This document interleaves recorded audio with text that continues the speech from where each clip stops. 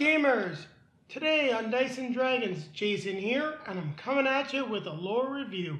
I know it's been a long time since I've done this, but I wanted to dive back into the world of Mysthea, as you can see right here, by Tabula Games. Now, they are currently producing a lot of content set in this world. We have the upcoming game, Ikeon, which will be hitting Kickstarter in a few weeks. The Volfirion game, which finished around Christmas time, if I'm not mistaken, that should be shipping shortly. And of course, Mysthea right here. And I almost forgot, they did do an RPG called Mysthea Legends of the Borderlands, or From the Borderlands. Not quite sure. But in any case, this is a rich world. It's fairly interesting. Well, not fairly, it's very interesting. That's why I'm here doing the lore review. Well, more of a lore breakdown and teaching you guys about the setting of the game. Now, with that being said, before I go around in circles, what I'm going to do is I'm going to jump out of here. We're actually going to try doing this in a cool sort of storybook fashion using the art book, and we'll see how it all turns out. So keep it right here as I'm going to introduce you to the world of Ikeon. Now we're going to dive into the lore of Mysthea. And as I got some feedback from my last lore review, people don't always want to see me just talking. We're going to actually take a look at the book itself. Now, I'm not going to be going through the entire book. There is some really cool information on characters and monsters. This is more about the lore of the world itself, but don't worry, we'll give you a quick peek at some of those pages. Let's take a look. So we've got the art of Mysthea. All the illustrations and art is done by Travis Anderson. Just make sure that this stays nicely centered. And let's dive into the world. We got a really nice shot of one of the floating islands of Mysthea that's finally accessible, as that's the big plot of the game. But let's talk about the world itself, more importantly, the world of Ikeon. So millennia ago, what happened was this giant crystal that you can see, which has become known as the Hennecore, embedded itself into the planet. What then happened is the whole planet was covered in swirling mists, and there's not a lot of sunlight getting into the, getting through all of the mist, which is why the humanoid life has developed sort of a gray tinge and hue. So tons of clouds, lots of mist. Now, crystal shards from this Hennecore, the impact from this giant crystal, have been thrown all over the planet. And what's happened is you can see some of the continents have risen up and are floating sort of attached to the planet, even though they're no longer physically attached. It's very interesting. It's what's happening because of some type of effect from the crystal. Now, it did take a few thousand years for the planet to rebalance itself, but essentially this is the world state that you arrive in. Now, humans live on the floating continents, or I think it's really just this floating continent, and then there's some islands they haven't been able to access, and they do not know what is going on with regards to life on the planet below itself. That's something that you're going to find out in the game with the same name, Ikeon. So let's keep going on and take a look at the world of Mysthea. So you can see just how everything's been changed from the impact of the Hennecore. It's very much a crystal society where the most powerful individuals are able to manipulate what's known as Quoam, and that lets them interact with the world. They can telekinetically move the crystals. They can build some amazing structures. They can also use the crystals for combat as well. So in present day, the population pretty much lives above the clouds and prospers, and it's all in the floating regions of the planet. But there are some dangerous things that have happened as well. This cataclysm has drastically affected the world, creating things such as monsters, and also just Quoam itself can have some very strange interactions with just different aspects of the planet, as you can see right there. Now, we'll keep moving on, and then we'll talk about the five, because with regards to Mysthea, and as well as Ikeon, the five are the sort of most important aspect of at least the first game. Now, what happens is the Hennecore regularly releases pulse of energy that twist, reshape everything. Luckily for the inhabitants of Mysthea is that they live far enough away, but there are 5 islands that float sort of around the Hennecore. And if I'm not mistaken, the 5 islands might be what we're seeing in this aspect right here.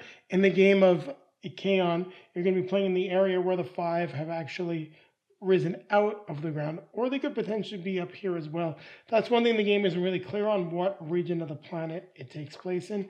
But in any case, these 5 islands have been drastically manipulated by the energies coming from the giant crystal, and it's given the islands something that's like very much otherworldly, despite the fact that the humans live in a society where they can manipulate energy. And I'm just going to center this up a little bit more. Sorry about that. They can manipulate energy and create amazing things out of crystals, where they can actually let amputees walk again. So pretty cool as to what they're able to do. But these 5 islands are even stranger, and they represent the first expansion really of humanity, as they're now able to get to these 5 islands. So if we want to talk about the society, we talked already a little bit about it. I'm just using the book as a nice guide. Well, so as you can see, we talked about quorum itself, what people can do, and society is really prospered because of quorum manipulation. And right now, there is only one kingdom that exists. So the city of Ilvash, which is the capital of the ruling kingdom of Atalis. It's a little difficult for me to pronounce the names, not gonna lie. I know that the game company is an Italian game company, so just doing my best. And with regards to the RPG that they have, Legends from the Borderlands, or of the Borderlands, keep getting that confused. It will tell you of the conflict between the kingdom of Atils. Yeah, I said Atalis, but Atils, against the Empire. So a little bit of a spoiler, but for those of you that already have Mysthea, considering that's coming out in the near future, you already know, Atils wins the war. Ilvash is their capital city, and they are now in control of the entire continent of Mysthea. Now, what happens is there are different guilds in the society, and what the guilds actually do, so just talking about the story of Mysthea itself, is that the guilds of scholars, which is the Guild Magista, and then the Guild of Faith, collaborated together to create different and new interesting artifacts, such as these minions and workers that are created out of crystal itself. And they created 5 different artifacts, and these allow the guilds, the 5 guilds of the city of Ilvash, to travel to the islands of Mysthea, something that was never before possible, and they're able to explore that land, and it's really the first wave of expansion for the kingdom since they've conquered all of the known land. Now, let's talk about the ancient guilds of Ilvash, because when you're playing the game, you're going to be taking on the role of one of these 5 guilds. Now, we're not going to spend too much time on this, but you've got Varoran, the Guild of Merchants. Now, the merchant guilds largely interest, obviously, bankers, traders, and their interests in the city. One thing to remember is that the warrior king, the champion king of the city of Ilvash and the kingdom, has largely left governance to the guilds. He only really gets involved in certain things, meaning that the guilds are probably the largest source of power. Now, the Guild of Merchants were the first guild to really understand the aspects that the artifacts will bring and the potential that they get. So they are very interested in mounting an expedition to the 5 unknown islands. Now, you've got Volaris, the Guild of Nobility. Now, straight up, this is the guild that represents all of the nobles in the city. Their power is entirely tied to like land and where they come from. They're still one of the most powerful guilds, but they're one of the ones that is very much worried about losing their power, and they see the 5 as an opportunity to cement their power long term. Now, Luzma is the Guild of Faith. Now, this guild claims to represent the interests of those left behind, so everyone that is, not a merchant, not nobility, and they worship the Henakor, and they believe that it's really like the source of just about everything. They treat it like their god. Now, for those of you that have the game, I definitely suggest you go through the art book to get a little bit better idea, but this is really a nice overview of what I'm doing. They believe that Koam acts as a part of God, and it's their way of interacting with God. So despite the fact that they view the five as sort of a sacred place, being closer to the Henakor, they realize that there's an opportunity to get closer to their God, and it's something that they can't afford to not take advantage of. Now, you've got Cater, which is a guild of soldiers. Now, this is the most field geared in the entire island because it is composed of the military. And with there not being a war going on, well, let's just say that this guild is fairly frightening. They try to keep a low profile. They don't want to involve themselves in too much of the city politics, but they are funding the expedition because they need to maintain control over all of the territories. Despite Mysthea being united, it was previously a war-torn place, and the military is a large part of maintaining that unity. Now, as we talked about, there is Magista, the School of Scholars. Now, this is the smallest guild in the city, but one of the most powerful because of their obsession with knowledge. The things that they're able to do with Koam and the things that they create really considers, well, sort of doesn't consider, keeps them on the front line. And even though they've got a lot of conflict with the Guild of Faith, because a lot of what they're doing is sort of blasphemous against the god, it's something that is very important to the city, and largely, this is just, I think, a little bit more of my inference, my opinion. It's a large part of why they were able to win the war and conquer the continent. Now, the last one is the Singlori, the Order of Champions. Well, and you see this guild is not, this is not technically a guild, but the Order of Champions is very special. And in the game, you are actually going to be playing the Champions of Ilvash. Now, what a being champion means is that you're on a whole nother level than a citizen. You're minimally involved in politics. It's something that you try to avoid, and that's where this guild comes in. The guild represents the interests of all the champions in politics, and then the leader of the order is always decided by election. But champions are people that have incredible skill with Koam. They've sort of risen beyond their own self-interest, and they represent the will of the people, and this is the guild that protects them. And these are the 5 guilds of Ilvash.